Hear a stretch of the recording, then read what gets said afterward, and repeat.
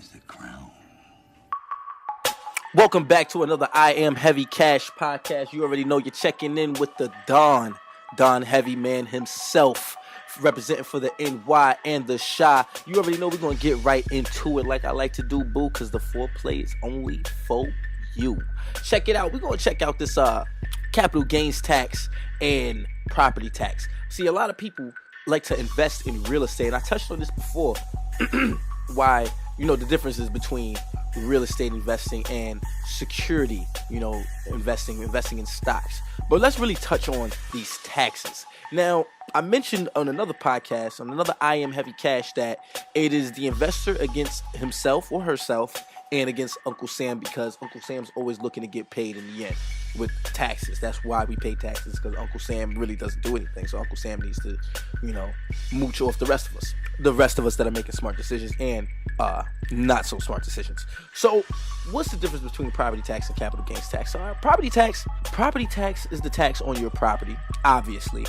And depending on which region of the world you live in, you pay an extensive amount or not really so much property tax. I know in New Jersey, you pay ridiculous amounts of property tax. I know in Connecticut, you pay ridiculous amounts of property tax. That's why I don't know why you did what you did, 50 Cent. You still got me bugged out. You still got the Don bugged out. And the Don is never really confused that much. And I like you, 50, but you just did something stupid. But anyway, I'm pretty sure in California, you pay a lot of property taxes. And I'm not really sure about property tax outside the country, outside the U.S. So I'm not going to touch on outside the U.S. I'm just going to talk about inside the U.S. But what I do know is the capital gains tax is different levels. So when you hold a security for less than a year, you pay a certain amount of tax, depending on your tax bracket, between 30, 35, I believe. When you hold it for longer than a year, you're considered a long-term investor. You pay less taxes than you do if you hold it for less than a year. But if you really know what you're doing and you really work the board and get into it, I'm talking about with your hips and your back. I'm talking about you could do it, put your back into it, and you wait 5 years and hold your securities for 5 years. That's the lowest amount of capital gains tax you will have to pay. That's lower than any property tax you have to pay every year. Every year there's property tax. It's lower than income tax. It's low. Let's put it like that. It's low. That's the least amount of money that Uncle Sam can ask you for. Now, there's rules to this. Obviously, if you're collecting dividends, you cannot collect the dividends in your pocket, in your hand, in your account. You have to reinvest these dividends so you don't have to pay these taxes on them. But if you listen to I Am Heavy Cash and you pay attention to what Don Heavy's saying, and I say this term over and over and over again, compound interest, you should not be looking to actually cash out on your dividends, because you understand that with the way compound interest works, 5, 6, 7 years down the line, your dividends are going to continue to compound as you reinvest them. And because you're reinvesting your dividends in a reputable company that you did extensive due diligence research on, the compound interest that you are receiving is actually great and outstanding, and you'll probably be super well off with all the companies that you've invested in, probably 10 to 30 in your portfolio, but you'll be super well off after that. That's how compound interest works. The tax on that, you won't have to pay until you cash out. With property tax, you have to pay that, regardless if you live in that house or not. You got to pay that.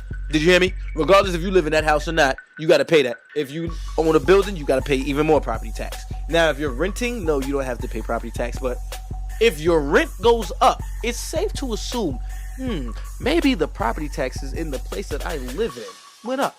It's safe to assume that. But a lot of people don't even look that far. They just want to complain like, oh man, no, I don't have this much money. Well, you should have just been listening to I Am Heavy Cash, checking in with the Don, and you could have a little extra funds, or maybe even more than a little extra funds, a significant amount more of funds to play with, or to do that power move, as I like to say, to pull that power move and just really rock the world with something sensational that you probably been planning for some time now. Now, with property taxes, if you're renting out your house, there's no guarantee that rent will be paid when property taxes are coming. There's no guarantee. So when you're investing in real estate, there's a lot of questions that come up. And one of the questions that never really come up, unless you're well versed in the real estate game, is property taxes. And a lot of people don't see that hidden phantom, that snake in the grass waiting to bite you on your heel. Property taxes, that can really drain you. Taxes drain you. And a good investor, an enterprise investor, is always concerned about taxes, because that's money that fluctuates that you had. That's a fixed amount that can fluctuate. How is it a fixed amount that can fluctuate? Because it's a tax that ain't going nowhere. You go and pay that tax. Uncle Sam is always going to have a handout for that tax. However, it can fluctuate with the amount of time that you hold your security. Property taxes, they fluctuate, but they're always going up. That's one thing for surely. They're always going up. With capital gains tax, the longer you wait, it's always going down. How many people can say that? How many of you guys out there, consumers, collectors, investors, owners, whatever you want to call yourself, how many people can say that the tax amount that you're required to pay on anything actually goes down? I know one thing. I know in Chicago, sales tax just went up. I can tell you that. Sales tax just went up. I can tell you another thing that just went up. Tax on every damn thing on this earth just went up. Price on food went up. I heard in Chicago they got a tax, and I don't mean to get off and go on a rant on just taxes, but I'm from New York. I live in Chicago at this moment, and I heard that they have a tax that they freaking tax you. This grinds my gears, guys. They tax you if you leave the restaurant with your food, because it's a tax to clean up behind you in the parking lot. Now, I don't know if you've ever been to Chicago, but I be in Chicago, and I can tell you one thing: ain't a damn single clean parking lot around here. So what you taxing me for? What you taxing me for? I see the same trash out there, I went and marked up a piece of paper that I saw on the ground with a marker, with one of those unerasable markers, those permanent markers. Unerasable, yeah, permanent. I went and marked up a piece of paper with a permanent marker, went back after the winter, after it snowed and everything, the next summer, and that piece of paper's still there, just on the other side of the parking lot, from the snow plow or something, or from the wind, because it's always windy out here, just blowing to the other side. So what I want to know what I'm paying taxes on. I want to know that if my piece of property ain't get bigger, why my property tax is going up? If I can't say, what, because I stepped on another piece of property, that's why my property tax go up? Also, wherever my shoes land, that's where you consider my property? Well, the whole earth should be my property then, bruh. That's what I'm saying. Property tax is just, the government got to get theirs. It's just the way it works. That's what it is. But capital gains tax, if you're gonna pay a tax, capital gains tax would be the best tax to pay, because it goes down the longer you hold it. It goes down, and then you could really freak it, because there's untaxable municipal bonds, or tax-free community bonds that are issued out by non-for-profit organizations. There's different types, different ways you can go around the tax thing.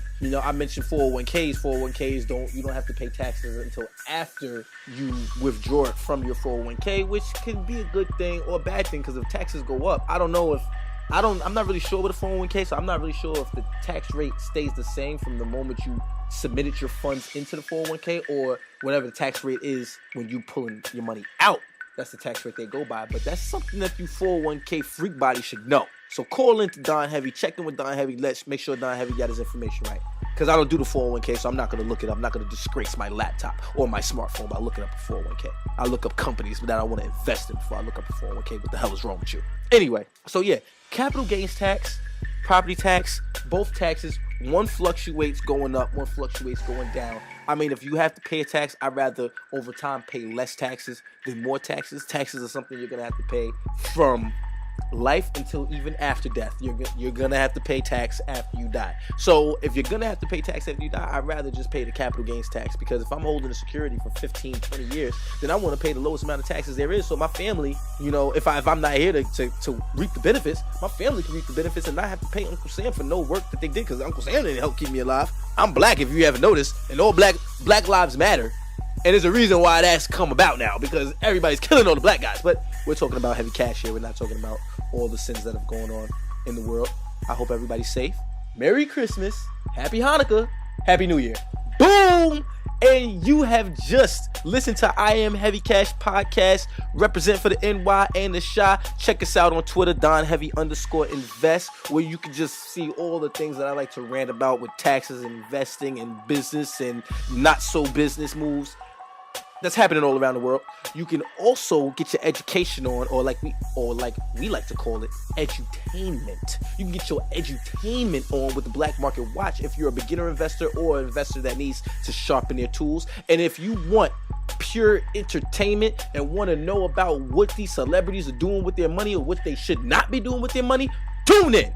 to Money Talks, baby, where we get real raunchy on the mic, and Don Heavy checks these celebrities out, and they check in with the Don to see what their grade is financially.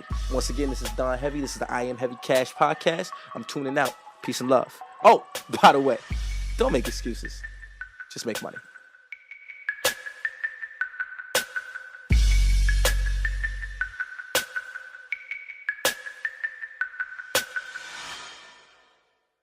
This program is brought to you by Her Pretty Ghost and Better New Business. Thank you for tuning in.